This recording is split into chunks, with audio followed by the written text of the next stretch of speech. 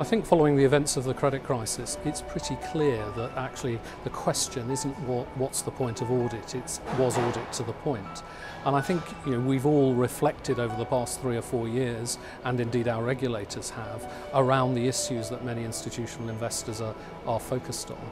And the thing that really audit wasn't covering, the time wasn't in scope, were leading indicators of performance and the risks inherent within the business.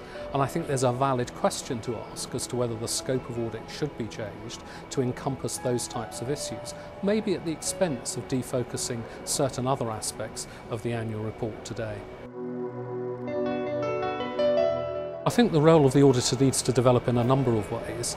I mean, the assurance product that an auditor offers, both in terms of the statutory accounts and in terms of the wider comfort that's provided to those in a governance position within a business, is clearly something that's been made all the more important by the volatility we've seen over the last few years. And I think the audit profession needs to begin to evolve its products, its services, to ensure that it's meeting those needs more fully by providing greater value add through the audit process to audit committees, and by extending the scope of assurance that's provided both as part of the statutory audit and in the context of tailored services to clients. Our audit has to be as infallible as we can make it, and we have to deliver our service in a high quality way, both in terms of its technical excellence and in terms of its service quality. So we have to ensure that the business has a strong focus on quality in terms of everything that it does.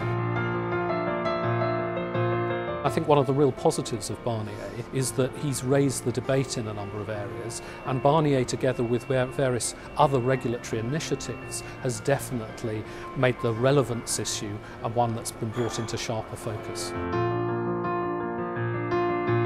I think we need to recognise that historic financial information is only part of what's relevant. The audit process is there to provide assurance, but it's to provide assurance on the issues that are relevant to the decisions that stakeholders make. And increasingly, the reality is that technology has enabled historic information to be produced quickly and future and leading indicators of performance to be much more readily available. And the balance of audit needs to change in favour of those future and essentially risk-related components of a business's circumstance. Technology is definitely going to make certain elements of the data mining and transactional components of an audit much easier. But actually, when it comes to making judgments and interpreting accounting standards, I think it'll be some time before technology can supersede grey matter. Institutional and wider investor groups are much more focused on information disseminated by corporates that gives more of a feel for future performance, and the weight of audit needs to shift towards looking at risk within the business and looking at leading indicators of performance.